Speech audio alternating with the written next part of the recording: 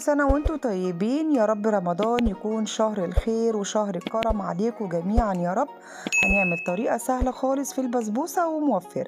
بس لو أول مرة تشوفوا قناتي ما تنسوش تعملوا اشتراك ولايك وشير لو عجبك الفيديو.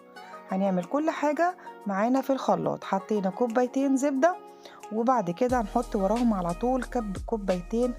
هنحط الأول كوباية مية، تمام، من نفس كوباية الزبدة ديت أنا حطيت فيها مية وحطيتها، وبعد كده حطيت كوبايتين سكر. يبقى حطينا ايه؟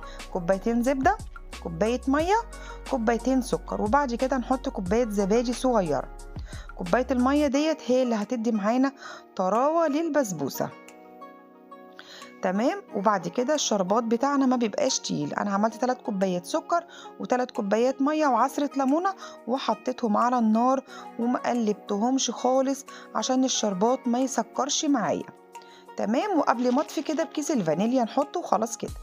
الشربات بتاعنا بتاع البسبوسه بيبقى خفيف كانه ايه، ميه بسكر، بس ايه يعني بياخد على النار بتاع ربع ساعه. خلطت الخليط بتاعي وحطينا السميد اللي هو البسبوسة، كنت جايباه من عند العطار. حطينا عليه كوباية جوز الهند. الدقيق السميد دوت انا عامله كيلو الا ربع بالظبط، يعني 750 جرام، تمام. وحطينا معلقه بيكنج باودر، اصغر معلقه شاي عندك، اصغر معلقه شاي، تمام.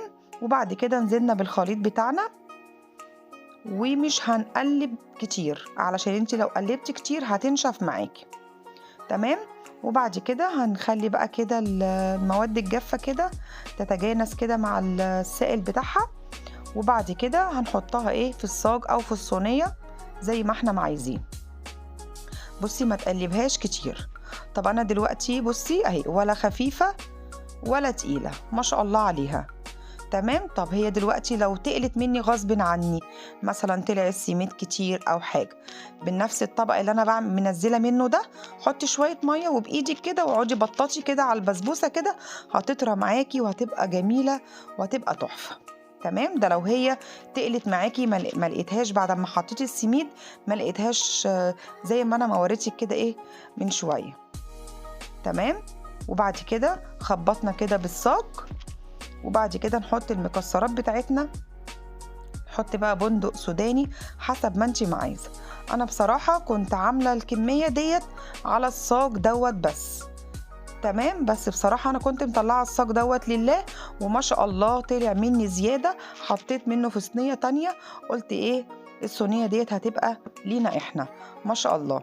بصوا طبعا لما بنعمل خير بصراحة بيعم علينا، وما شاء الله طلعت مني بزيادة. وقلنا بقى لا، الصينية دي بقى ايه لينا احنا. حطينا الشربات، حطيت عليه معلقة زبدة. بصي كل ما تحطي الشربات والبسبوسة هتشربها، اعرفي كده ان البسبوسة معاكي ناجحة، تمام. لكن لو نشفت معاكي وطردت الشربات بره، اعرفي ان انت كنت مكتره السميد، او انت كترتي حاجه او نقصتي حاجه فنشفت معاكي.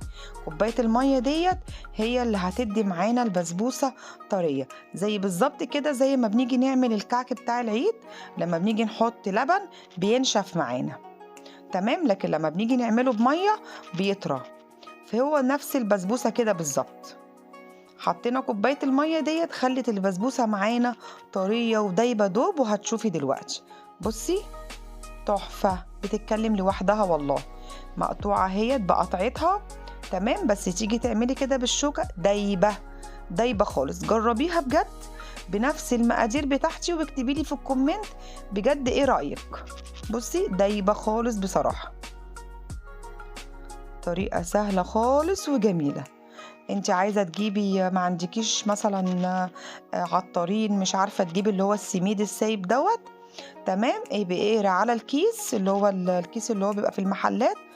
انا يا دوبك دولت خدوا معايا 750 جرام بالظبط، تمام. بصوا دايبه جميله. انا بقى واقفه عماله اكل والولاد عمالين يبصوا عليا، ويا ماما يا ماما ادينا حته. قلت لهم لا، انا هديكوا بقى من الصينيه التانية عشان انتوا ما بتحبوش المكسرات. كل سنه وانتوا طيبين عليكم يا حبايبي يا رب. بصوا جميله، بتتكلم لوحدها وحياه ربنا. بجد احنا اتبسطنا قوي قوي بجد اليوم دوت، تمام. خدنا بقى بقية البسبوسة اللي في الصاج ديت، قعدنا نغلف كده بقى في الأطباق وطلعناها لله. بصراحة كان يوم جميل جدا. بصوا تحفة، جميلة جدا، دايبة زي ما انت ما شايفة كده بالظبط، ولا ناشفة ولا مكسرة ولا أي حاجة خالص. يا رب يكون الفيديو عجبكم، وما تنسونوش بالاشتراك وباللايك. بحبكم في الله، وكل سنة وانتوا طيبين.